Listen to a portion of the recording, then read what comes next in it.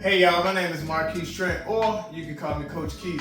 I help high-level entrepreneurs, experts, leaders, speakers, and creators write and publish books for more impact and income, even if they're busy and they don't know where to start. I'm a serial published author, book writing coach, ghostwriter, and publisher. And in today's episode of Ask Coach Quise, I'll be answering the question, hey Coach Quise, how do I tie my book into my brand and business strategy?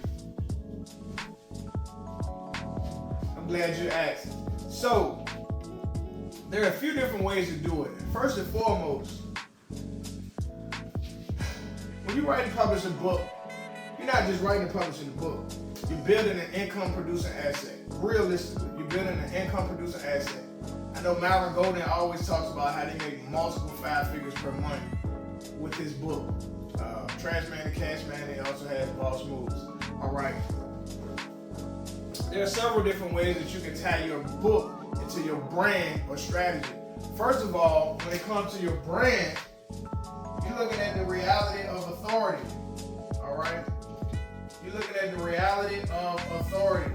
Authority matters in so many different ways and for so many different reasons. All right? Think about police officers. If we did not know or believe in the reality of their authority, we'll keep driving. All right. The only reason and way that a police pull you over is because they have the authority of the jurisdiction that you're in. City police, county police, sheriff, state police, state troopers, U.S. Marshals. You know what I'm saying? ATF, DEA, FBI, all of these federal agencies have the authority of the U.S. government backing them. So we listen to what they say. We do what they say, all right? When you become the authority by publishing a book when you become an authority by publishing a book, you just magnify the brand that you've already created in the marketplace. One of my favorite authors is Mel Robbins, all right? I've been listening to Mel Robbins for, a few years off and on. I haven't listened to her, in a little while, but I do have one or two of her audio books. I believe I got one. I got the 5-second rule. I meant to get, I think it's Half Act Yourself. I forgot the name of the other one. And I know she just released a green one. What is it? The Let Them Theory, all right?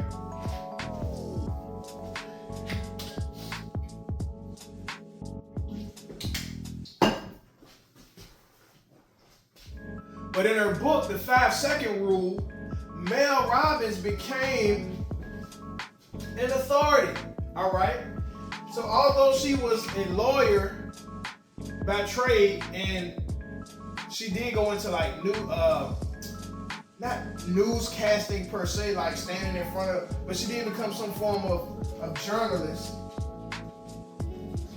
She became an authority on psychology. All right?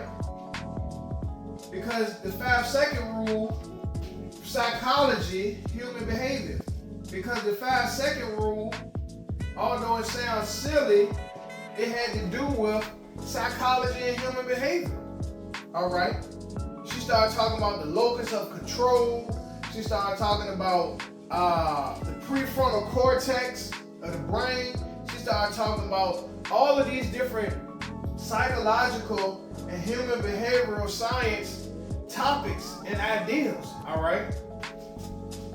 So although she's a wife and a mother and a this and a that, and she was in law, when she wrote the 5-second rule, she began to immerse herself in her new field of study. New for her, because she like, man, wait a minute. This thing, how is it that I'm laying in my bed, I don't feel, keyword, I don't feel like getting up.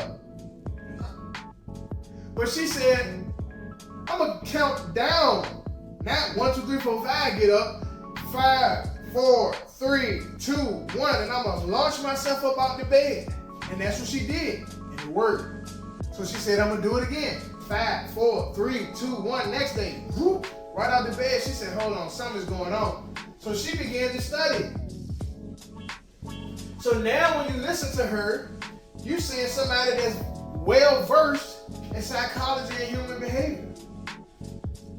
So that ties into her brand. She gets speaking fees and all of those types of things. So what is it that you do? Are you a C-suite executive? All right. Do you operate in mergers and acquisitions? I don't know about mergers and acquisitions. It sounds boring to me. I know what it is overall, but it may not be boring to you. Or how can you make it alive? All right. If you want to go do speaking, if you were to go speak to other companies to stir up the business in creating mergers and acquisitions, how could you talk about those topics? All right. The power and the necessities of mergers and acquisitions. You know, it's a scripture in the Bible that says one can put 1,000 to flight, two can put 10,000. You know, how could you talk about one company, you know, merging with another company, or one company, you know, acquiring another company? What is the benefit? Who wins? How do they win? All of these different types of things can be talked about in your book. All right. One very key way that this can work, depending on what type of business development strategies you may be running and things of that nature. Here's one very key method right here. When you write a book, you can take certain pages of the book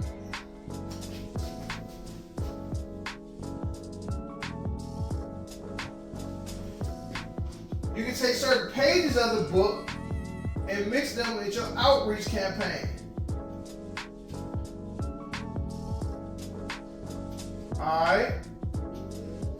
Certain pages of your book. So let's say you have a team of VAs, or depending on what type of business you're running, you have several employees. You might have an outreach specialist, your marketing specialist, business development, things of that nature. You can have them, you know, either, of course, yourself, you can have someone else already go and break down the pages of your book. And you can have certain pages when the outreach campaign is going on. You can have those pages marked. Hey, I see that you guys are, you know, let's say you do cybersecurity.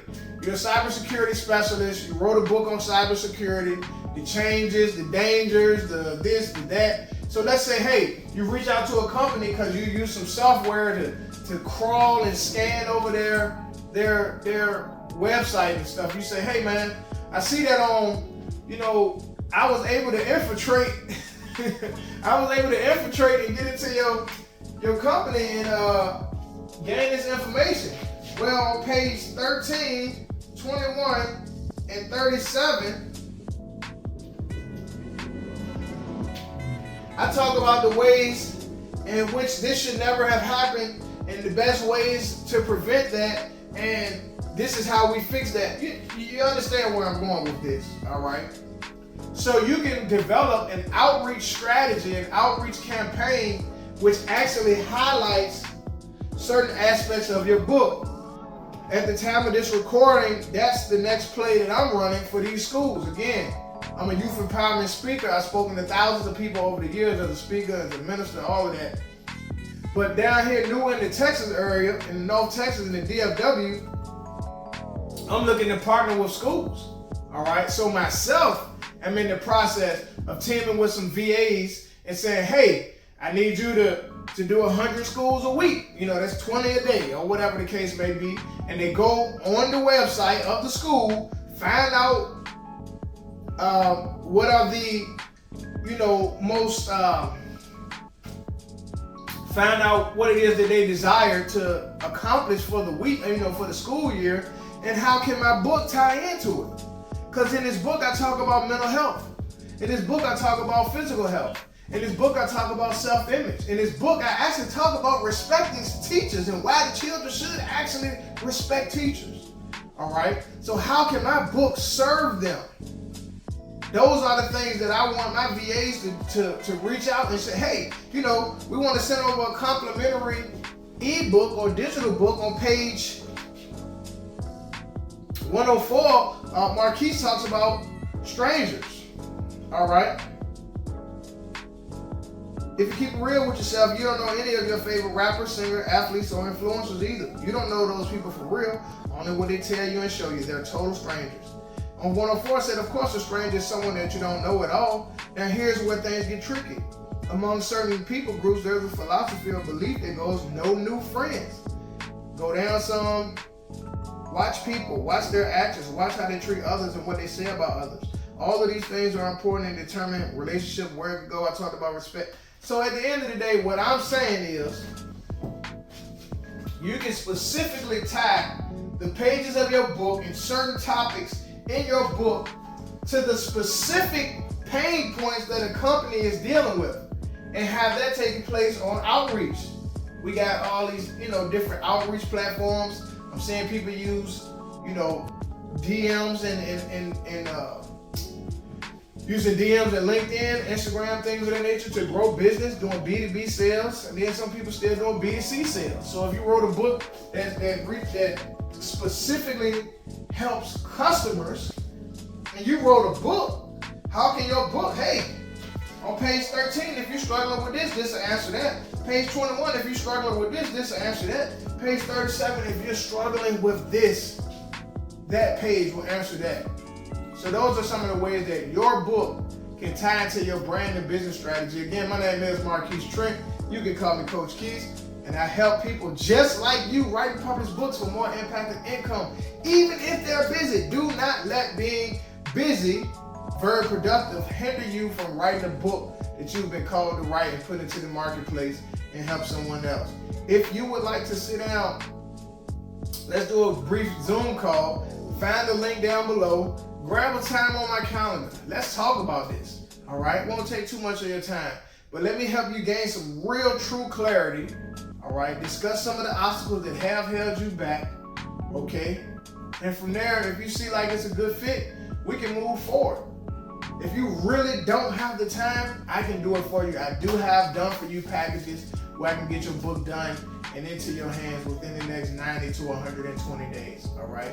Using as little of your time as possible, but also giving you a well-crafted project, a well-put-together product. Thank you.